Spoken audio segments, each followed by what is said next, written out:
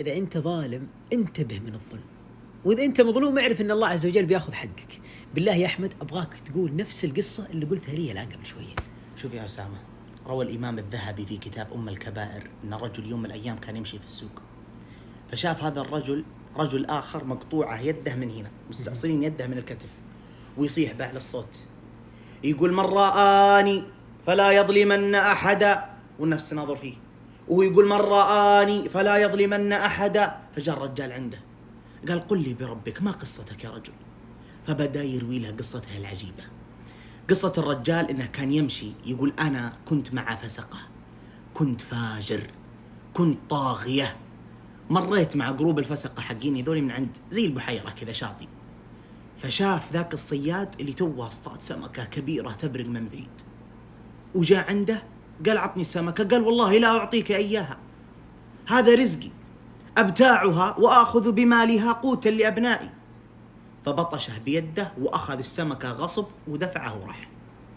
وهو ماشي، تعرفوا السمكة يطلع من البحر يتحرك كذا شوي، كان ماسكها من عند فمها، فبقدرة الله سبحانه حركت فمها فدخلت أسنان السمكة كذا حاجة بسيطة في يده، وخر يده وحس بألم بسيط بس ما أعطاه بال. طبخوا السمكة وأكلوها. اليوم الثاني راح عند الدكتور، إذ بإصبع فيها ألم عجيب. قال: أنا أحس بألم في إصبعي. قال: هذه الآكلة اللي هي الغرغرينة يا أسامة، أكلت إبهامك، فلازم نقطع إبهامك عشان لا توصل لكفك. فقطعوا إبهامه. أخذ يومين ثلاثة فحس بألم في كفه عجيب وأقوى من الألم الأول، وراح للدكتور قال: الآكلة وصلت إلى كفك، لو ما قطعناها وصلت إلى ساعدك. فقطع كفه، الآن كفه صارت مقطوعة. فجلس يومين ثلاثة وراح للدكتور مرة ثانية قال: أحس بألم عجيب في ساعدي أقوى من اللي قبله واللي قبله. قال: غرغرينة تغرغرت في يدك كاملة، لابد أن نستأصل اليد ونقطعها من الكتف. فانقطعت يد هذه كاملة من الكتف يا أسامة. فشافه أحد الرجال قال: إيش بيدك يا أخي؟ ليش انقطعت؟ فحكى عليه القصة. قال: إذا تبغى نصيحتي روح وابحث عن الرجال هذاك في نفس القرية وخذ السموحة والرضا منه. الرجال اللي أخذ عليه اللي أخذ عليه السمك، اللي أخذ عليه السمك. أيوة يا أسامة. فراح يدور له في القرية، يدور له لين لقاه. يوم لقاه انكب عند رجله يقول: أسألك بالله سامحني. قام الرجال الصياد هذا قال: من أنت؟ شوف نسيه. قال: أنا الشخص الفلاني اللي أخذت عليك السمكة وتذكره. قال: سامحك الله على الحال اللي أنت فيه، عفى الله عنك، عفى عنه يا الله.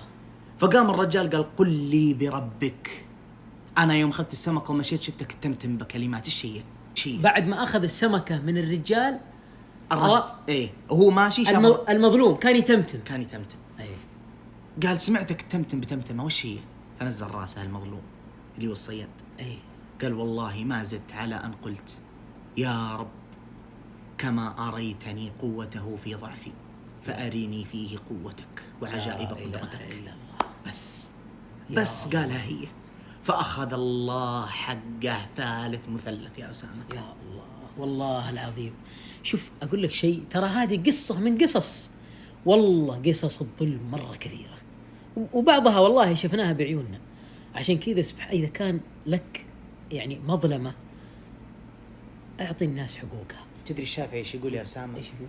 يقول: لا تظلمن إذا ما كنت مقتدرا، فالظلم مرتعه يفضي إلى الندم. تنام عينك والمظلوم منتبه يدعو عليك وعين الله لم تنم. عشان كذا انتبه من الظلم. وبعض الأحيان ترى الواحد يظلم سبحان الله ترى هو مو قاصد الظلم، وإذا أنت مظلوم اعفو، فمن عفا وأصلح فأجره على الله. واعرف إذا أنت مظلوم اعرف إن دعوتك ما بينه وبين مستجابة. الله حجاب، ما بينه وبين الله حجاب. تدري النبي صلى الله عليه وسلم يقول لنا في الحديث القدسي أن الله سبحانه إيش يقول: يا عبادي إني حرمت الظلم على نفسي وجعلته بينكم محرما فلا تظلموا. يا الله. ويقول سبحانه، شوف يوم القيامة ترى في محكمة يوم القيامة، مين القاضي فيها؟ الله جل في عليائه. وفي قانون صارم في هذه المحكمة، وش هو؟ الله عز وجل يقول في كتابه الكريم: وما أنا بظلام للعبيد. لا إله إلا الله ما يظلم أحد، فلا تظلم. إذا الله ما يظلم يا رجل، أسأل الله في ذا الساعة ألا يكتبنا من الظالمين. آمين يا رب.